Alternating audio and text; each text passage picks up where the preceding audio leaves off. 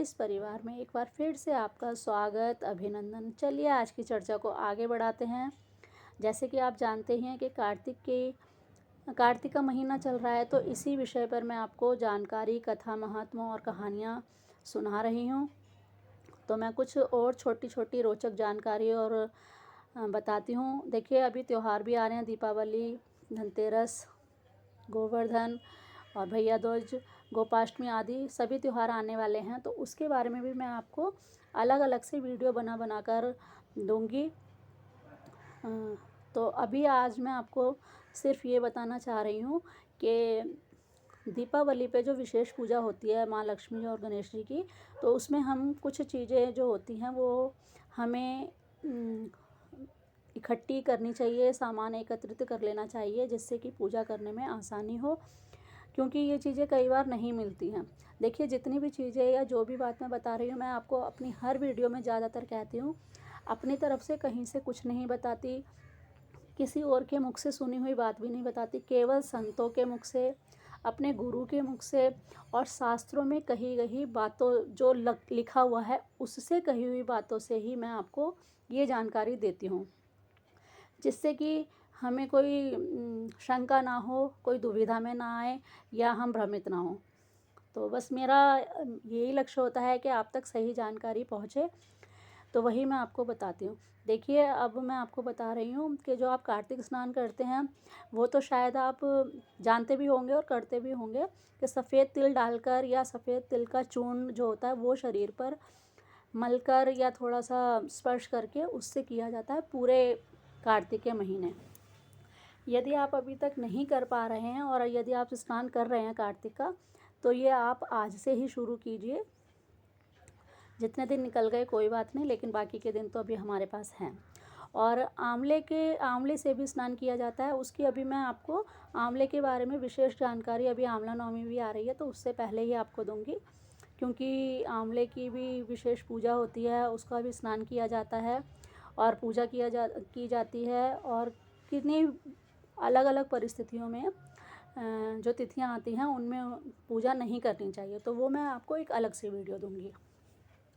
अब बात करते हैं दीपावली पर हमें क्या क्या वस्तुएं या सामग्री एकत्रित करनी चाहिए, जिससे हमें पूजा करने में कोई असुविधा ना हो।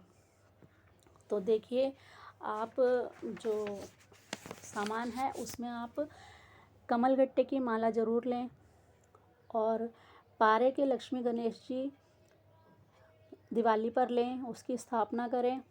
ये सारी विधि मैं आपको बताऊंगी, सामान अभी बता रही हूँ। आप इनमें से जो चीज़ लेना चाहें ले सकते हैं, सारी वस्तुएं लेना चाहें सब ले सकते हैं, एक लेना चाहें एक ले सकते हैं, जैसे आपको ठीक लगे आप ले सकते हैं।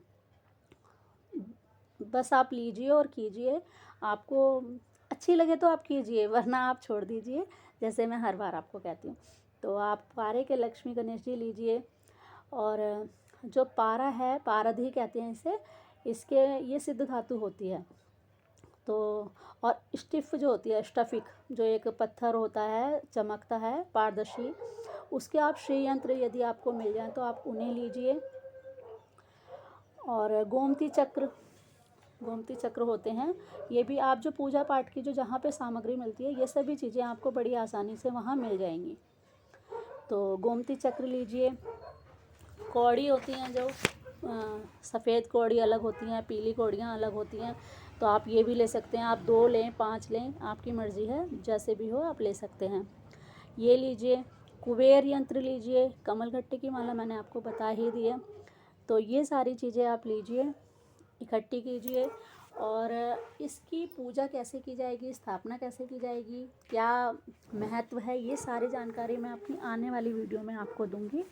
ये चीज़ें मैंने आपको अभी इसलिए बताई हैं कि ये थोड़ी मुश्किल से मिल पाती हैं, और त्यौहार होते हैं तो इनकी बहुत डिमांड बढ़ जाती है, तो थोड़ा मुश्किल हो जाता है। तो अभी से आप लेंगे तो ये सब मिल जाएगी। एक बार फिर कह रही हूँ कि यदि आप ये सारी लेना चाहें तो आप सारी वस्तुएं ले सकते हैं, एक लेना चाहते हैं एक वस्तु ले सकते हैं, या जितनी आपको आसानी से मिल जाए और जो आप लेना चाहें वो भी आप ले सकते हैं। तो आज ये मैंने आपको एक बहुत महत्वपूर्ण जानकारी दी है। आज के लिए बस इतना ही। अगली वीडियो में एक नई जानकारी के साथ और एक नई कहानी महात्मा के साथ फिर से मिलती हूँ। तब तक के लिए राधे राधे। जय श्री कृष्णा, जय गौ माता, जय गोपाल।